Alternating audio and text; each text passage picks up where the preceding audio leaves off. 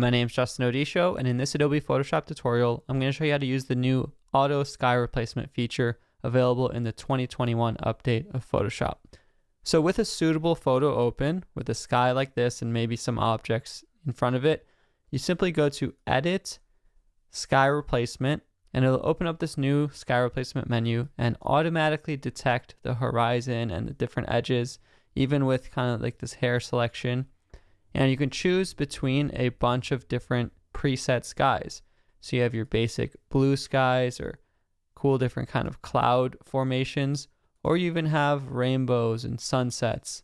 Once you choose the sky that you want, you can also shift the edge kind of in or out. All of these tools are just to get a little bit more blend to your selection.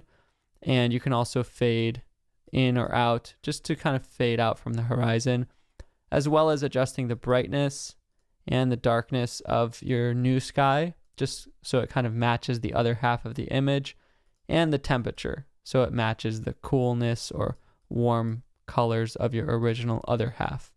And you can also adjust the scale to make it bigger or smaller, but you just want to watch the edges so that they match up. You have a couple other advanced options for the blend, like multiply or screen, and again, some more adjustments on the lighting. And on the left-hand side, if you wanted to do some fine-tune brushing, you have this brush tool, and you can choose between add or subtract. So let's say I wanted to just kind of free up a little bit of that hair. I can brush out some of those segments or brush them back in if I feel like I want more of the new sky in there. But for the most part, you saw I don't really have to touch that too much. And you can simply choose to output it to new layers or a flat duplicated layer. I'll choose new layer.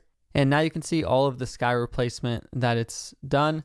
And in this case, if you didn't want to use their sky, you could essentially drag anything in as the new sky and just use their masks. So whether that's a custom gradient in Photoshop or dragging in any other picture of a sky that you took and just using their masks that they created. So you can see all of those adjustments we made are totally adjustable in their own layers once we create it, but the selection is the easiest part. Instant sky replacement in Photoshop.